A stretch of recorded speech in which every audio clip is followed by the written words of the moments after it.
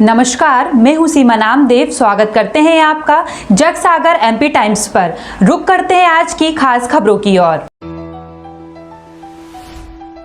Bhim army के संस्थापक चंद्रशेखर आजाद तय समय से करीब 6 घंटे लेट पहुंचे। महाराणा प्रताप चौराहा पर जनसभा को संबोधित किया। मंगलवार को भीम आर्मी के संस्थापक चंद्रशेखर आजाद करीब 6 घंटे की देरी से मंदसौर पहुंचे। जी हाँ, यहाँ उन्होंने सुवासरा से मंदसौर तक करीब 60 किलोमीटर लंबा रोड शो किया और शहर के महाराणा प्रताप चौराहे पर जनसभा को संबोधित किया। सभा के दौरान उन्होंने बीते हुए दिनों कुछ घटनाओं को लेकर राज्य सरकार और केंद्र सरकार पर जमकर निशाना साधा। साथ ही 2023 में होने वाले विधानसभा चुनाव में मध्य प्रदेश की सभी विधानसभा सीटों पर आजाद समाज पार्टी के उम्मीदवार उतारने की बात कही। उनका कहना है कि कमजोरी को आवाज को बल देने के लिए वो मध्य प्रदेश में साइकिल यात्रा भी करेंगे। चंद्रशेखर आजाद रावण ने अपने संबोधन में कहा कि लगातार दलितों और अल्पसंख्यकों पर अत्याचार हो रहा है, ऐसे में अब उन्हें जागने की जरूरत है। सभा में मौजूद लोगों से उन्होंने कहा कि अब वो बीजेपी और कांग्रेस दोनों को समर्थन न देते हुए आजाद समाज पार्टी को विकल्प मानकर विधानसभा चुनाव में जीत दिलाएं। अगर ऐसा होता है तो उन्होंने विधानसभा के बाहर मंदसौर गोलीकांड में मारे गए 6 किसानों की प्रतिमा भी स्थापित करने की बात कही। इसके साथ ही उन्होंने बहुजन समाज को 52% तक आरक्षण देने का जिक्र भी किया। चंद्रशेखर आजाद ने अपने भाषण के दौरान ये भी कहा कि अगर उनकी सरकार बनती है तो वे कॉर्पोरेट जगत पास मौजूद संपत्तियों को पुनः सरकारी संपत्ति में बदलेंगे। मंदसौर से परमेश्वर सोलंकी की रिपोर्ट, जगसागर एमपी टाइम्स पर। या तो 2 मिनट में आप व्यवस्थित होंगे, वरना फिर मैं मीडिया से बात करके चला जाऊंगा।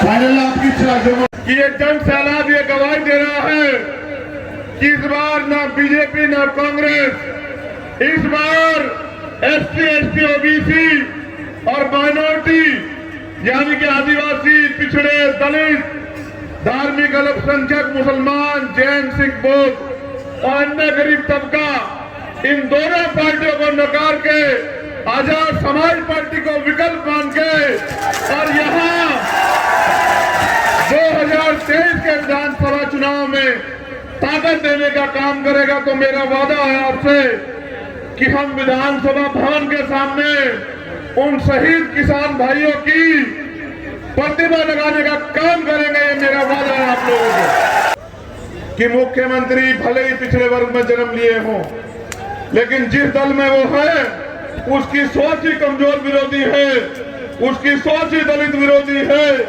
उसकी सोच ही पिछड़ा विरोधी है, उसकी सोच ही आदिवासी विरोधी है, उसकी सोच ही मुसलमान विरोधी है, उसकी सोच ही भाईचारा विरोधी है, उसकी सोच ही नौजवान विरोधी है, उसकी सोच ही गरीब विरोधी है।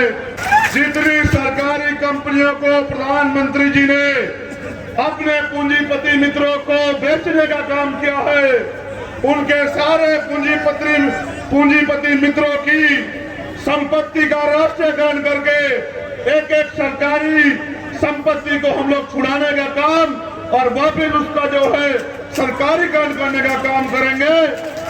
अगर देश हित में एक आधा पूंजीपति अगर अपनी संपत्ति का योगदान भी दे देता है तो उसका भी धन्यवाद है। जिले में जितना अन्याय कमजोर वर्ग के लोगों पे हो रहा है, उस अन्याय से परेशान होकर वो लोग न्याय के लिए जब पुलिस के पास जाते हैं तो पुलिस जो है उल्टा उन्हीं पे मुकदमे दर्ज करने का काम करती है। जबरन भीम आर्मी के कार्यकर्ताओं पे झूठे मुकदमे दर्ज किए जा रहे हैं और जो घटनाएं यहाँ होती है, सरकार और पुलिस और प्रशासन सत्ता के दबाव में आरोपियों के पक्ष में खड़े होने का काम करता है। इससे यहाँ की जनता में बहुत बेचैनी है। यहाँ के कमज़ोर वर्ग के लोग इस अन्याय के खिलाफ मजबूत आवाज़ उठाना चाहते हैं। इसलिए उन्होंने मुझसे एक अपील की थी कि आप आइए, आपके माध्यम से हम लोग अपनी आवाज़ को उठाएंगे। यहाँ के कमज़ोर वर्ग के लोग सत्ता और विपक्ष पे भरोसा नहीं करते हैं, वो अब आज़ाद समाज पार्टी को विकल्प के रूप में देखते हैं। इसलिए वो चाहते हैं कि आज़ाद समाज पार्टी यहाँ सभी जनपदों में जा जाके बड़ी बड़ी सभाएं करके कमज़ोर वर्ग के लोगों की जो के साथ जो अन्याय हो रहा है उस आवाज़ को उठाने का काम करें। अरे 2023 और 24 का मिशन क्या है? 2023 में मध्य प्रदेश से जो है डबल इंजन की जो सरकार है उनकी यहाँ से विदाई तय करनी है और 2024 में देश को बेचने वाली केंद्र सरकार जो चीते तो लाती है लेकिन काला धन नहीं लाती, जो बेरोजगारी पे नहीं बोलती, जो महंगाई पे नहीं बोलती, जो निजीकरण पे नहीं बोलती, जो अर्थव्यवस्था पे नहीं बोलती, जो भ्रष्टाचार पे नहीं बोलती, जो सीबीआई ईडी इनकम टैक्स का दुरुपयोग करके विपक्ष को डराने का काम करती है, उस सरकार की विदाई तय करने का काम कमज़ोर वर्ग के लोग पूरे देश में करने जा रहे हैं। यही 2024 का मिशन है कि भारतीय संविधान की रक्षा जो है वो कमज़ोर वर्ग के लिए प्रायोरिटी है। उस संविधान की रक्षा के लिए वो लोग अपनी वोट का प्रयोग भारतीय जनता पार्टी को सत्ता से बेदखल करने के लिए करेंगे। सभी सीटों पर उम्मीदवार खड़े होंगे। सभी सीटों पर तैयारी की जाएगी। बाकी यहाँ हमारे प्रदेश के जो प्रभारी, प्रदेश के जो अध्यक्ष हैं, उनका निर्णय सर्वोपरि होगा। मैं तो एक कार्यकर्ता के रूप में उनकी आवाज़ उठाने के लिए आपके बीच में सदैव रहूँगा।